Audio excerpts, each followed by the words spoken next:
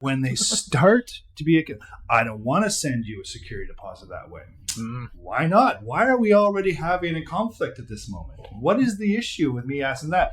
They're going to give you red flags. If they're standoffish before you've even signed a residential tenancy agreement, just wait till they're locked in. Hello,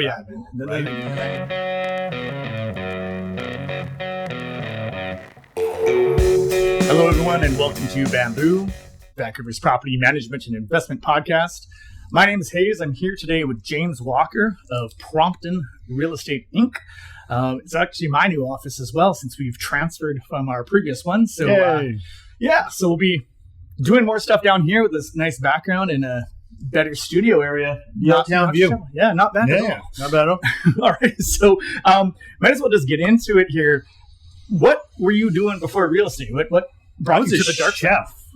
Really? I was a chef. I worked in many different restaurants. I worked at Vancouver Hotel. I opened a bunch of restaurants. I worked on cruise ships. I did a bunch. And then I woke up one day and I was tired, I was burnt, and I was broke. And I just said, I can't do this anymore. So I joined the family business. I was thinking about that. I was walking in here. That was 20 plus years ago. That's a long time. I'm getting old. 20 years ago, though, I've been in real estate. So, I've been doing everything from a property manager to startup to managing broker for the past 15 years, I'd say. Yeah. I've been around the block. Yeah, you look young. I know. No, I look old. No, this is all just makeup. That's what the kids do. Yeah.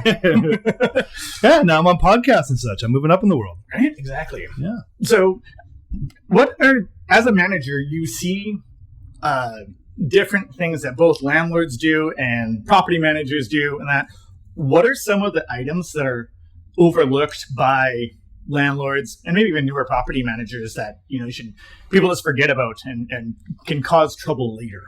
CRA. CRA. No, it's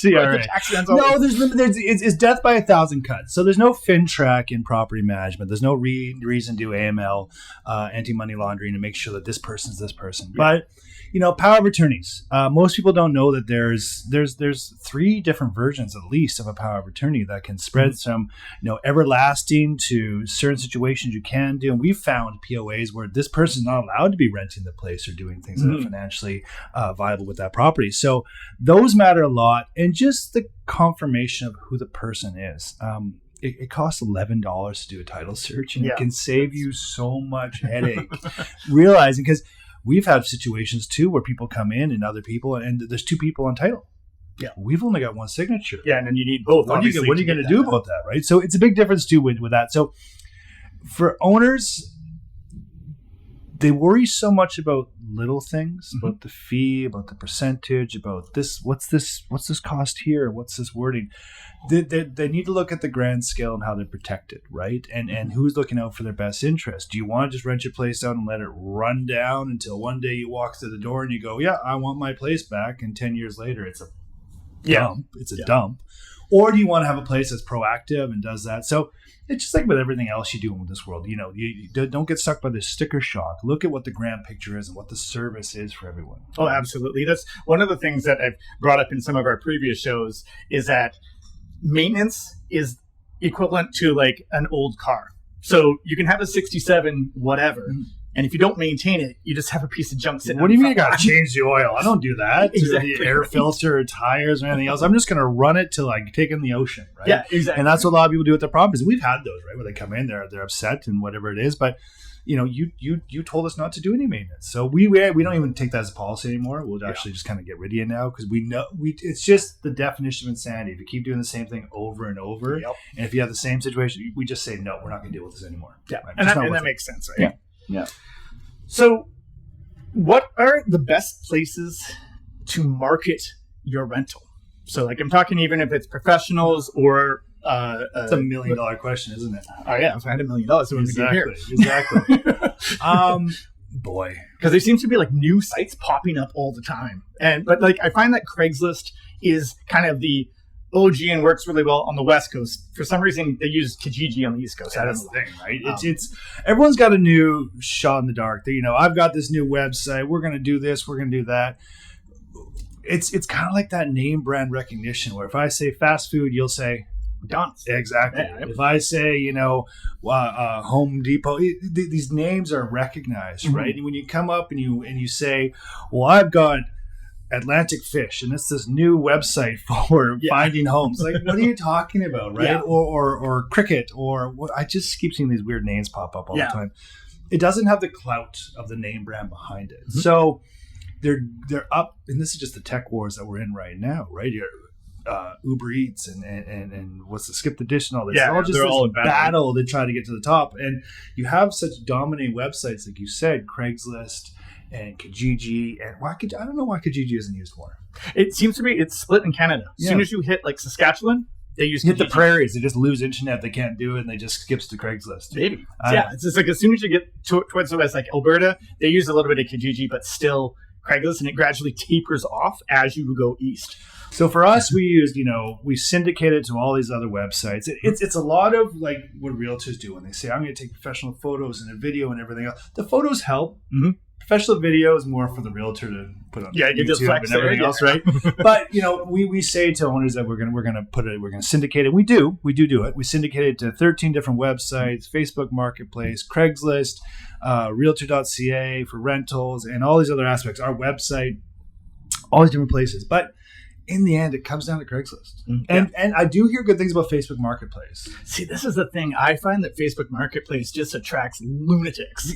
Like, I'll have people trying to, can I put 9 people in a one in den? Like, no, you can't. Or you'll be up for 2,200.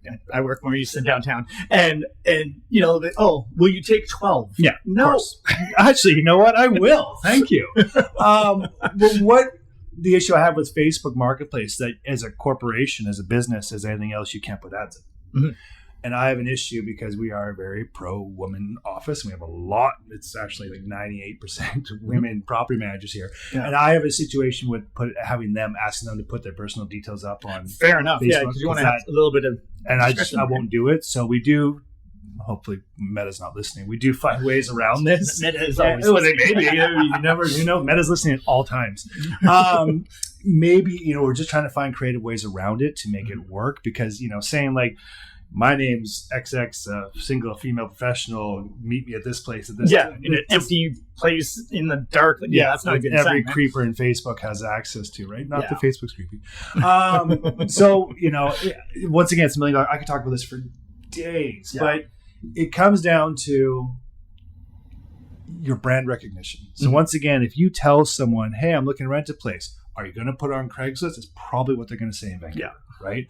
And, we have sister companies like Live Rent that we really appreciate working with, and they do a great job, and their customer service is fantastic. And, a plug to them, that they're great. Yeah. Especially their verification. I like that. When I see that little blue one, I'm like, yep, you're this person's real. This is not, someone from, South Asia who's trying to get me to buy car insurance. Yeah. But they have a big hill to climb. Yeah, right? absolutely. Going against Craigslist, going against Facebook Marketplace, and then you and me were just talking about Realtor.ca and putting rentals on there. But it's kind of like this thing they started, and they're like, well, we don't want to put any more resources into this. They need to put it back. Kind of missed the mark, because one thing that people need to realize is that if you're in the SEO game and this is what you do, don't ever take your listings down. So one thing that Realtor.ca should be doing is keeping their backlog of their listings. Because if you go search a property on REW and Zillow and all these things, oh no, that property is sold, but we still have it in our database. Yeah. So you're going to get all that beautiful SEO, and I know it's all about AI SEO. Now we're going down to SEO. That's a different show. I know. It's a whole different world. But there's so many reasons for putting it on Realtor.ca that they're kind of dropping the ball on. But I'm going to final answer. Craigslist. Craigslist is the one. I was going to actually just touch in on Facebook Marketplace as well, because we've talked to a few other fairly prominent property managers. I'm not going to name names. Give a plug. It's fine. So I'm not having to beard anyone. Yeah. But we've all been noticing it, and we did a bit of a test that Facebook notices if you have multiple listings, so they know that you're a business. Yeah. And we found that if the owner puts it up, just their one listing, they get way more exposure for the exact same listing that we do. So I think that if you're going to be using Facebook Marketplace and you have more than one home, that pay to play, pay the dollar or whatever for the boost, I think that you'll end up with more. I think so too. Research on that or research exposure on that, because that's what we've been finding is that before we get mad amounts of it, and then the owners will say, why isn't nobody calling? It's because we got 98 looks, and then they put it on and get 980, and you're like, okay, am I the idiot or? Sure, but so I think if we're going to talk about all this right now, my biggest gripe with everything we have for rentals, when this, how much, I don't even know this answer. How much of an industry is the rental industry in BC? How much, billion, whatever. I honestly don't know. I should find this out. It's going up. But it's a lot of money is in this industry. So the fact that we still don't have one way to amalgamate. I can't say it. That's the word I'm trying to say. I got tongue twister. Everything into one, because how many owners have you had that say I saw Fred down the hall and his was up for 3,300, so I want 36. Yeah. Well, in fact, Fred got no one through there, dropped it down to 2,300 a week later and rented it, but you only saw the 36, the inflated number. That's what it fades off. So it's gone. If we're in all this government intervention we have and all that they're doing, they want to do this and RTB portals and everything else they have. Why are we creating something like that where it's a registry of prices so people could actually get an idea of what? Because the CMHC reports they're putting out, they're so across the map. They're pretty broad, right? The variance is huge, and you're taking in Newfoundland numbers to Vancouver. Yeah, they're not in the same planet, right? And people aren't giving you the proper stats and everything else, and short-term, long-term. So I think if we're going to talk just marketing, where to put it, I think that's the best way we could do is get something out there for the public to say, this is how much it's rented for. Research it. Get actual numbers. Know before you enter. Yeah, right? Which is the thing that the MLS does track that, because you have to enter that to show that it's been rented. So the MLS has those numbers, but just not. They don't have as big of a segment. Exactly. So therefore, it's not really accurate. Exactly. At least you give you a guidance. Well, give me something, right? Give me a chart, a graph, anything besides. Because even you just pointed out, you said, well, that's great that this place rented, but when did it rent? Between this broad range of numbers, well, a lot changes within a month. We just have FIFA. We have summer going to fall. All these major things that change throughout a year that can make such a difference in the rental market. Oh, yeah. Peter, one of our other property managers down here, and I were talking about the sunshine tax. Mm-hmm. So, kits, summer, no problem. Rents go up, easy to rent, idiot-proof. You name your number. Yeah. Right? Fall? Yep. Absolutely not. Exactly. It's gray and nasty. I've lived in kits for years. It's I'm really depressed today. I know why, right? It's constantly gray. Nothing's growing. All the houses look kind of old, right? Exactly. Right? But in the summer, spring, beautiful. Bomb, right? Butterflies land in your nose when you walk down the road. It's great. So in a nutshell, go to Craigslist to market. So marketing is one of the things I truly care. I love reading about AI. I'm taking the Google certificate course right now. Yeah. I just like the market. So when you go down this tangent hole, but then my caveat to that is you can't just stick something on Craigslist. It has to have an HTML template, which you have, right? It's got to have that bold, make it nice, speak to me, right? So, pictures. The eyes eat first, as an old chef used to say, right? Yeah. So you got to make it look good. You can't just stick something up there because you see that with some property manager. Oh, the pictures, the vertical pictures? Okay, guys. If your phone's upright, just turn it. No. So, I'm saying, man, just turn your phone over. And in this day and 90 age, degrees. Don't steal other people's photos. Yeah, that's another one. Right? We had one too, and they blurred out our watermark on it, which I don't even like watermarks these days. I emailed them. I said, do better.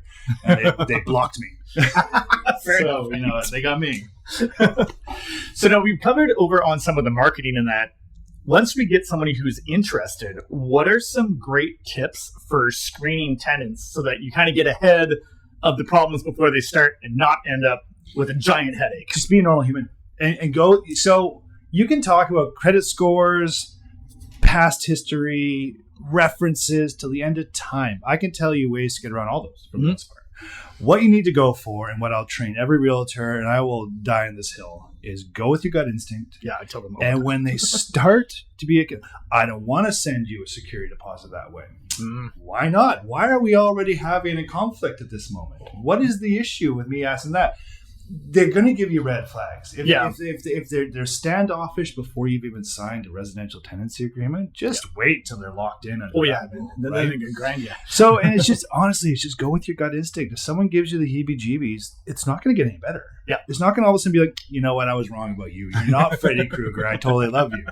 So go with your gut instinct. And usually you're right. And I can tell horror stories, and I know you have them too, about when I first started being a property manager 20 years ago, I didn't listen to my gut on a couple situations. And I I ended up filling my Tahoe truck up with a place in the Olympic Village with old gerbil crap from. It was disgusting, right? But I paid for it because I didn't listen to it. And be realistic as well. I know today that a woman wants to come and complain to me about a tenant placement because we accepted someone with a 740 credit score. That wasn't good enough. It's like a medium high, isn't it? Basically, because it's at a 900. I mean, it's great job. Worked there for 6 years. All these other things. Know your expectations. Right? Yeah. It's a $2,300 place. I'm not sure what you're looking for in it, but go with your gut and trust the professional has done it many, many times, right?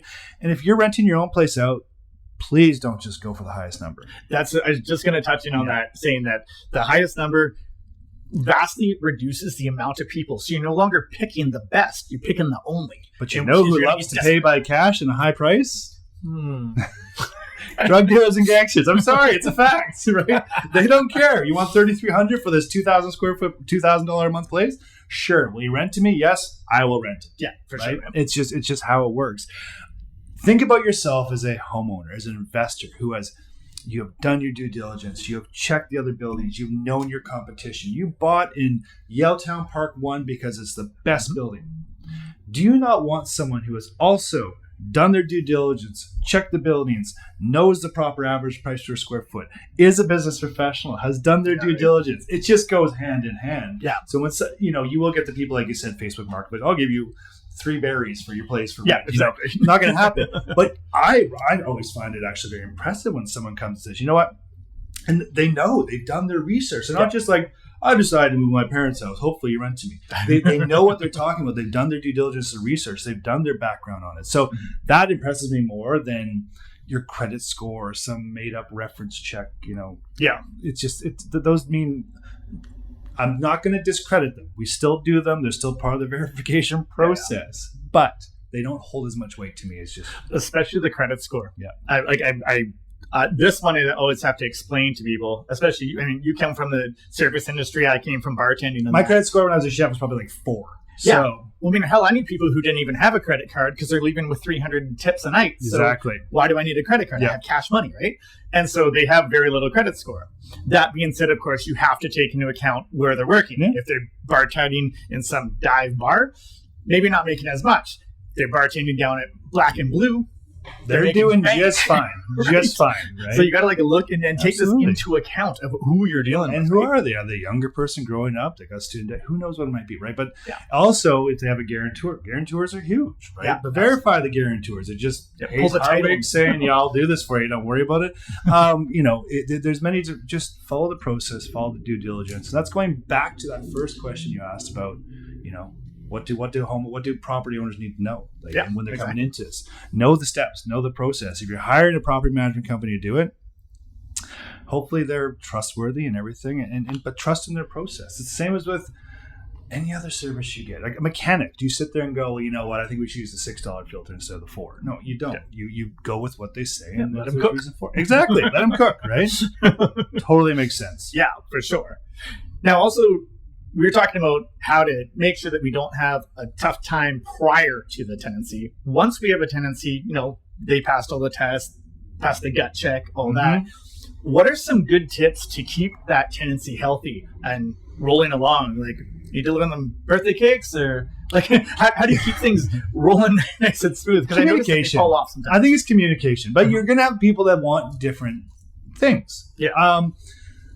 Your basic tenant wants a nice place that's in shape, that when a repair happens, they're not stuck without hot water for 2 weeks. Yeah, that's what fires everyone up, right? It's just, it's time and communication. So if something happens, get it repaired, right? Mm-hmm. But not willy-nilly as well, because you also, our fiduciary is the owner. Just because someone calls and says, hey, there's a squeak in the dryer, you got to do some sort of troubleshooting. You got to check the breaker. You got to do things like that. Yeah. We also have some tenants that give us 1-star reviews because we won't change the carpet after 2 years, right?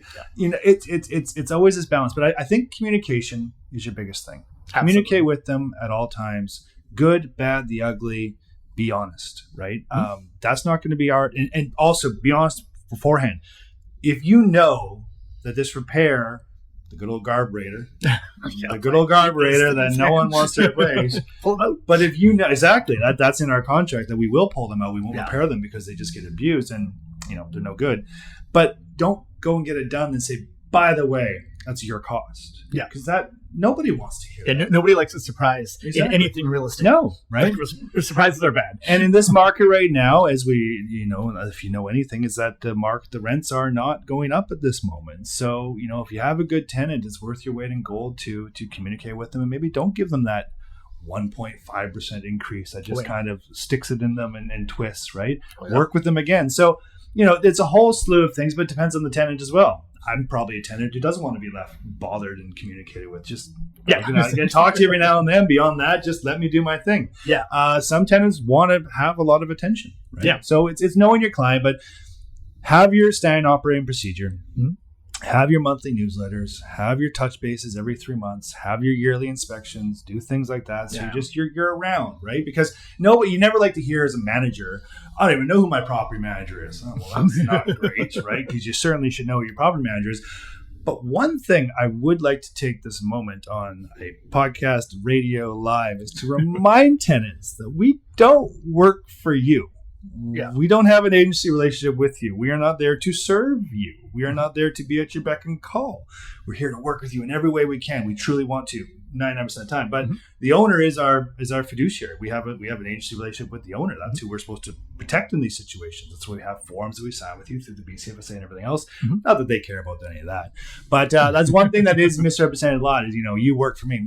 No, we don't, right? We're here to work with you, but we don't work for you. Absolutely. Exactly. That's the other thing too with the communication is one of those things that I preach on like all of our shows. But it's interesting to see because you hear these horror stories and it's, a tenant lost their marbles and punched holes in the walls and did all this stuff. And one of my first questions is always, what happened prior to that? Nobody has woke up and is like, I choose violence. Yeah. Right?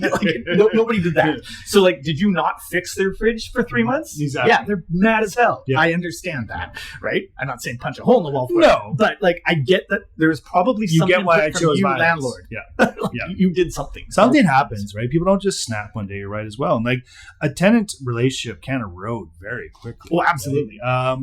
And it takes a cool head, which, sometimes I'm not great at. And sometimes I leave that to the property managers and other people. But, it's communicating how the tenant should be communicated with and how they want to be communicated with. But always try. And if they say, stop bothering me, okay, that's all good. Yeah. Unsubscribe. Don't worry about it. We won't bother you. Let us know when some situation happens or repairs needed. Besides that, we'll leave you alone. Yeah, exactly. And even I find asking the tenant, how do you prefer to be communicated? Exactly. Point blank. And then it's like, by text. Yeah. Great. Yeah. No problem. Yeah. So, but there's also a flip side to that because some tenants they like to message you when they're off, at night when something happens, right? And it's fine, but when you're sitting there with your family and you're doing things, and from my point of view, I actually hide my phone number. Right, I have for many years because I'll be at dinner with my family and all of a sudden my phone rings and it's some tenant saying I lost my phone.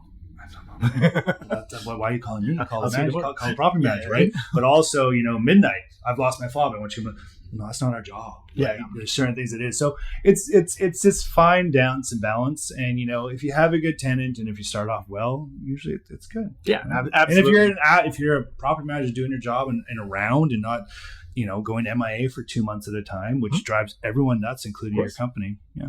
Yeah. And then always everything that we're referring to as far as a property manager, that includes if you're a do-it-yourself. Yeah, exactly. It's all the grand scope of things. Yeah, absolutely. Now, you did mention that the rental market has been going down.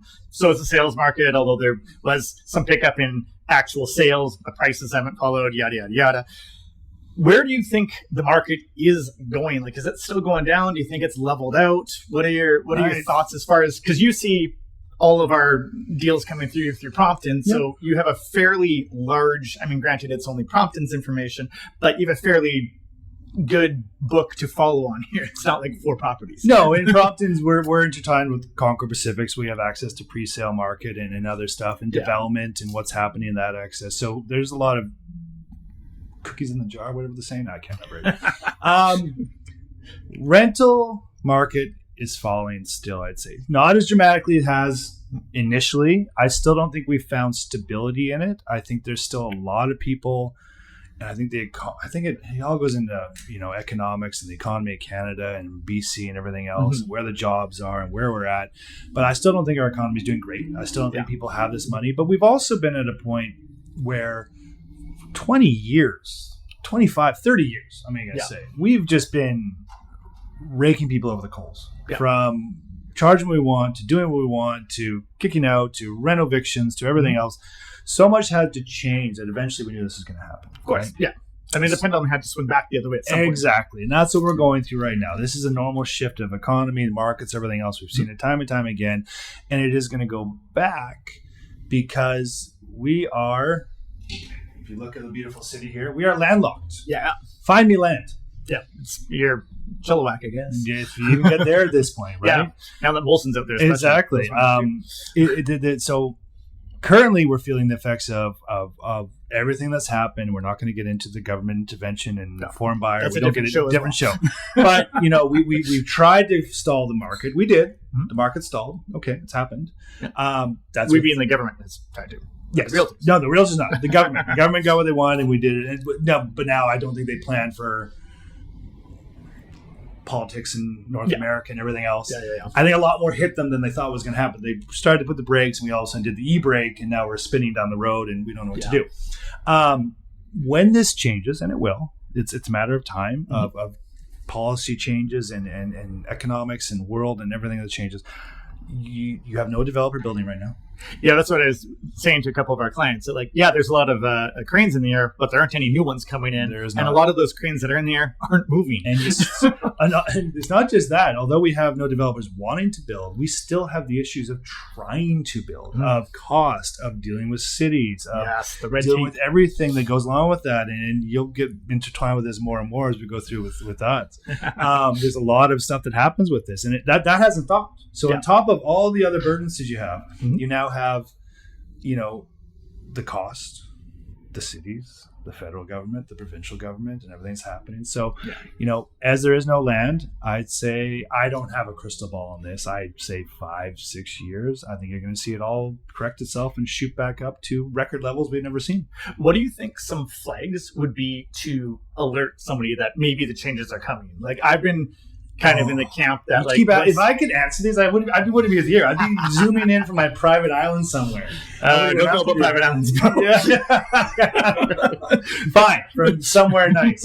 I've been leaning towards once immigration starts opening up, because I've seen a lot around, for instance, Surrey Central, where UBC and SFU's campuses are. There's a lot of students that were going there that were international, because if you're local, you'll just jump on the SkyTrain from mom and dad's house and go to school. There's 40-something building permits for towers in Surrey Central right now. That's a lot. There's 40-something. I met with one of the members of the Surrey Safe Coalition the other day and asked her these questions about, I can't remember her name. Yeah. She had some good answers, but they're very aware that this is a booming area down that King George Highway there, Boulevard. And near the BC Lions and Concord's trying to build there, and many other developers are trying to build it. And if you drive down it recently, it's just boarded up buildings, waiting to get the permit started, waiting for the economy to change, waiting for the red tape to drop. But no one's making a move, and it's a standoff between all these developers right now, seeing who's going to do it. So I got sidetracked. What was the question again? I started talking about development. Say what are some flags do you think it will indicate that maybe the market's about to pick up? The about and going to happen are two different things, right? And I think you're going to have I think it's just going to happen. All of a sudden, you're going to turn around and just happen, right? All of a sudden, you'll be like, they dug that hole. Oh, they dug that hole. They dug that hole. But you're going to have it's not going to happen for 2 or 3 years, I'd say at least. You're going to have some major policy changes within Canada, within the United States, and everything else to happen. So that'll change it. But there's also opportunity in this. So you can't just look at a negative. Although you see prices decline, if you just bought a condo in the past 2 to 3 years, especially in that 2023 ultra hype, you're feeling the pinch. There's no question about that. And I feel for you, right? Because you got in the market, you tried, who was knowing when this was all going to happen. Yeah. But if you're someone who bought pre-COVID, you just wait it out, right? Yeah. Or be realistic. If you're going to sell lower, buy lower. Right? Well, that's what I'm looking at right now. I personally have always been more towards, sorry, Concord, but buying properties not pre-sale. Yeah. Because right now, I know for sure there's a few deals, especially out in certain areas of Coquitlam, that are great. You can almost cover the net with the rent. You can't do that with a pre-sale because they're bloody expensive. Absolutely. So I'm leaning more towards buying used, if you will. Well, used is a safer bet. When you buy a pre-sale, you're always gambling against the market, right? Yeah. It's 4 years out, 2 years out, 3 years out, whatever it's going to be. And you're hoping you get the product that you were promised in this, right? You're not just going to be like, it's a gamble, right? Yep, and with all gamble comes risk. And unfortunately, some have felt that. But like I said, 30 years before that, it was, whoop, I got my money. I'll make my 30, 40%, 20, whatever it was, and I'll flip the thing and go from there. And they were laughing. Yeah, that new tax wrecked that quickly. Which one? The home flipping tax. Home flipping tax, the speculation tax, the vacancy tax. It's a lot of tax. I did a training seminar on that not too long ago, and we had to go through all the slides. I'm like, you had another slide, and it was like 15 in. We're like, did you know about this tax? It just goes on and on. But there are silver linings to this, where we do need affordability. There's no question about that, right? And as much as everybody wants the market to go up, is that healthy though? Yeah, for sure. I mean, we do need to keep somewhat affordable, because if no one can afford to live here, then there's no point to being here. Well, where's the barista at Starbucks? Where's your person? I'm not trying to pick on these jobs, but your Subway sandwich maker, are they commuting in from all the way from Surrey to work in Yaletown? So it doesn't make sense, right? Yeah. So the cost of that goes up and everything else. So there is silver lines. We do need to have, as real estate, I know we always look at the market as it go by. There's got to strike a balance somewhere. Yeah. But Vancouver is a place where, I've said it before, I'll say it again, I'll say it every day, we're landlocked. There's no land left, right? And there's no affordable land. If you do find land, it's like, hey, that lot's for sale. Yeah, they want $3 million for 7,000 square feet. It's insane, right? So it's not affordable land at this point anymore. So can you develop it? Can you do anything with it? So the question goes on and on. Yeah, for sure. Speaking of the development, because of out in Surrey and that, they have a bunch of these like micro apartments. Do you think that developers are going to finally start listening and building 3-bedroom and 4-bedroom condos? Because let's face it, getting houses is very hard, because one, we're landlocked and we don't have any more houses or anywhere to put them. So do you think that we're going to start seeing apartments that are more designed for families in mind? You start seeing more duplexes and such. Like row houses and duplexes and that? Yeah. That makes sense. That's what I would see. Because if you look around Vancouver, there's no row houses. Nope. No. Burnaby, there is some, but so it's just the cost of development. Like when you dive into it, before you even dig a hole, half these units have $200,000 attached to them. Wow. $200,000. That's just in your development charges and everything else that come through it, and your taxes and your improvements and whatever the heck they want. That's $200,000. That's before you even dig a hole. Yeah. So how can you really dig into that when the municipal government needs that money to fund our streets and everything else? Yeah. But it's become such a massive intake of taxpayer money. So when you're going to go sell these, what's your dollar? Right? Like, how do you make the number work without getting to, I don't know. Yeah, it's a weird balance that needs to be found. Yeah, it's not being found, and that's what scares me a bit. Is that I think until they can really figure this out without just throwing money at things and trying to build social housing out of new development and everything else, just doesn't make sense. So they got to figure something out. Yeah, but that's for people smarter than me. Yeah. Definitely smarter than me. Exactly. And so the final question I was going to ask, because this one comes up all the time throughout the industry, throughout every landlord, I would say a bunch of the times that people end up in front of the RTB. What is clean? Oh. Because this is the biggest debate. You'll come in and like, oh, I had a professional cleaner. And like, dude, this is no. I think it could go off any standard. So there's such a variant to this where I can give you an example right now where my family just moved into a house. Was it clean? God, no. Did I complain? No. Yeah. Well, it's also the different person. There's a lot of my brother and sister-in-law moved into a place. Was it clean? No. Did they complain? Yes. Yeah. Did they make them go through? It's such this balance of what is clean to one person and what isn't clean to another person. Now, obviously, I think the standard should be professional cleaners. But then if you do that, you have the risk of. So one of my first deals, professional cleaner. One of my first deals I ever sold X number of years ago, Kitsilano condo, and I sold the place, and then all of a sudden, I woke up the next morning, and I got a call from the buying agent. And they're saying, why didn't the cleaners come through? And I said, what are you talking about? I paid the invoice. I did it all. The place should be clean. Cleaners never showed up. They just invoiced me. Huh. Took the keys, never did anything. Yeah, right? so took the money and ran, right? Took the money and ran. So, God, that's a good question. I don't know. Because what's the rules of regular wear and tear? They're not going to stand behind something and say, like, what is clean? Like, clean to you is maybe different than clean to me. Like, absolutely. And I'm also like, whatever, it's not worth the call to get someone in here. So I'll just do it myself and get it done. Yeah, I mean, at least on like wear and tear, the RTB has put out, 5 to 7 years for paint. Okay, this is at least I have something to work on here. But like clean, I can't gauge. My clean might not be your clean. We call it tenant clean. Yeah. Right? Is a place clean? Is tenant clean? What does that mean? They took their greasy bacon rag and wiped down the stove, whatever. Yeah. Like, chances are, be prepared to send in a cleaner. Yeah. I honestly, that's the best way to do it. And have someone that's great, right? Or do it yourself if you don't want to spend the money. But, because the battle, the fight, and the proving through RTB that a place is not clean is so difficult. And even when it comes to regular wear and tear, the only thing I've ever told tenants is, in my everyday life, could I see myself doing that? Yeah. So why is there a giant scratch down the middle of the hallway? That's not regular everyday. Yeah, fair enough. I can't see myself doing that. There's a chunk in the wall. Okay, I can see it. I've turned this corner 19 times. My watch has hit the corner of this wall. Yeah. 50. I totally get that.